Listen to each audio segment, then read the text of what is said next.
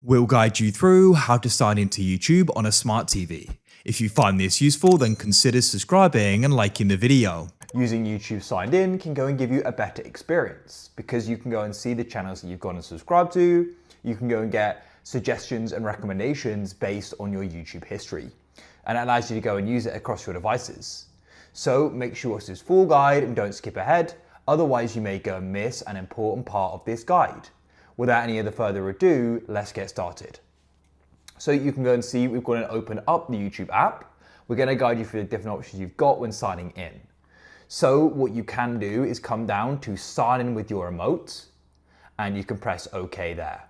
So with this option, what you're going to be able to do is go and sign into your account with your email or phone. You'll need to go and use the remote to go and type it in though. So you can go and type in your email or phone, press next, and then enter in your password and you can sign in that way.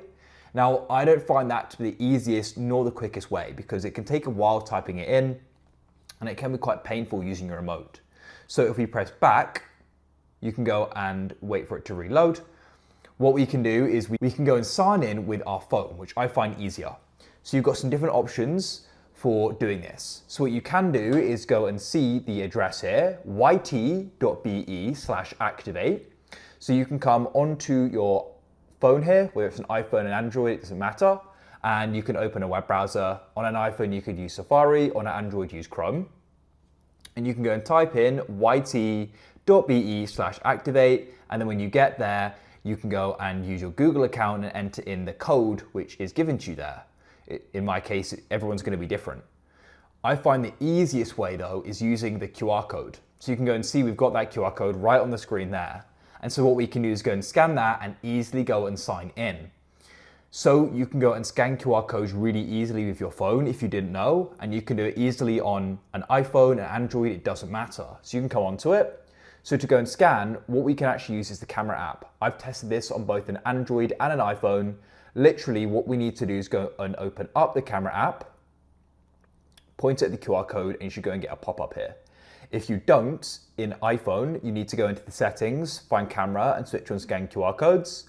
On the camera app on Android, find the gear or cog icon, tap on it, and you can go and switch on the scan QR code setting.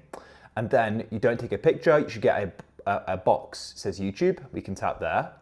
It's gonna open the YouTube app, and we have this pop up. Sign into YouTube on TV.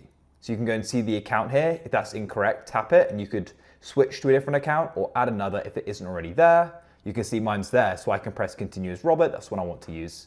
It will load and we can then go and connect the device. So just verify the code matches. It ends in NQB. You can go and see that matches exactly. So you can go and press continue there. And you can then confirm it by pressing connect. We can remove access in the future. That's it. So it now says you're now signed in to the TV. And you can see on the TV, we can now go and see the different channels within the account. So you can click along and you can choose the account you want to go and use. Let's go and say I want to use GuideRealm more. I'll click on that there. It's now signing us in and that's it. I can now go and begin watching YouTube. I can see there's a GuideRealm video there. I could go and watch. That's it. If you found this useful, then consider subscribing and liking the video.